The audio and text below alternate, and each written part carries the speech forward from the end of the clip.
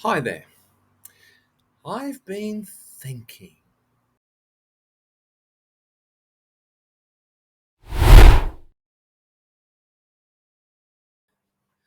A man's sitting in the lounge room reading a book, and his wife walks in and says to him, "Honey, do these pants make my ass look big?" Husband looks up, takes a good long look, and says, "Sweetheart, your ass is huge, and it's going to look huge no matter what you wear."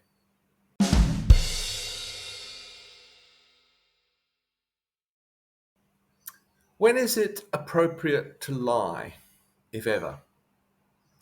This is where we get into one of those areas that are very tricky, both philosophically and socially. Immanuel Kant, who was a philosopher living in the 18th century, proposed that there are no conceivable circumstances in which lying is morally acceptable. No conceivable circumstances in which lying is morally acceptable.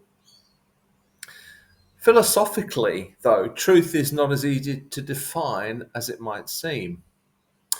When the sky is clear is a simple statement such as the sky is blue true? Or perhaps we could ask, how true is it? Why is there a problem? Well, first of all, what do we actually mean by the sky? Is there any such thing as the sky?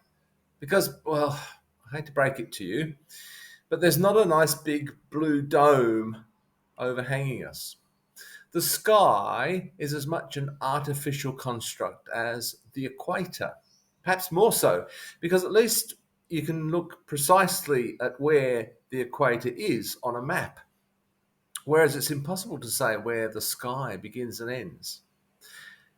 Then, of course, there's the problem of blue. There's no precise wavelength by which blue can be defined. It's a region of the electromagnetic spectrum somewhere between 450 and 490 nanometers. It grades gradually into violet in one direction and green in the other. I'm sure we've all had arguments over whether a garment of clothing is more bluish than greenish. And then, is every part of the sky blue, or are some parts bluer than others? And finally, of course, there's that problematic little word is, in honor of which countless volumes of philosophy have been constructed. The sky is blue because the bluish wavelengths of light are absorbed by gas molecules and then scattered in every direction. So is it blue in the sense that blue is really a quality that can be attributed to the sky itself? This simple example is just that, an example. Almost any simple statement we make can be broken down and analysed in this way until it's obvious that truth is far from obvious. I think this is probably why I'm a little insane. In my own mind, I'm haunted by quotation marks. From a philosophical perspective, then, we probably rarely actually tell the truth. Then there's the moral question. According to Kant, there can be absolutely no moral justification for lying. But suppose I'm living under an oppressive regime. Perhaps I'm part of a resistance movement. I'm captured by the police. I'm questioned. I'm tortured. They ask me in the course of that interrogation whether my neighbour is also a part of the resistance. He is. But if I tell them that, his whole family may suffer as a result of that. So I lie. Is this morally acceptable? According to Kant, no. And then there's the social context. Socially, what do we mean by a lie? Does it mean the same as in the philosophical context? I suspect it doesn't. None of us, I think, would actually accuse someone of lying who called an ugly baby beautiful. Okay, I know some of you will say that there's no such thing as an ugly baby. In a way, I think that just confirms the point I'm making here. Speech is a social context, not simply about truth as an objective or factual reality, if there is any such thing.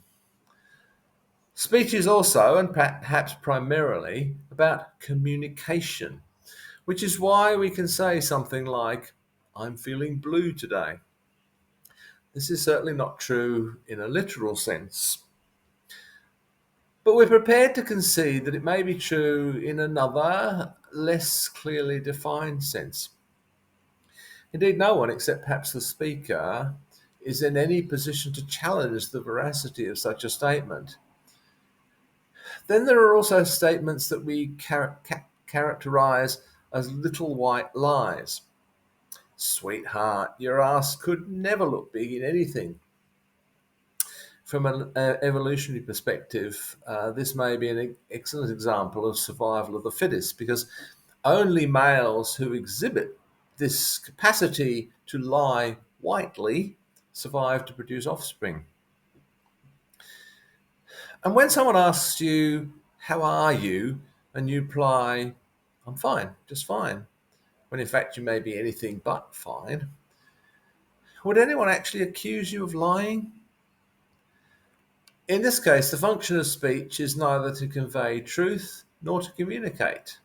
It's part of a virtually non-verbal ritual in the same way that a handshake is.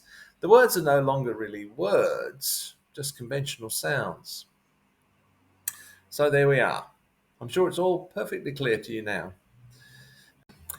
It's probably worth noting that the husband in that opening dialogue of this video represents an earlier, now extinct species of hominid.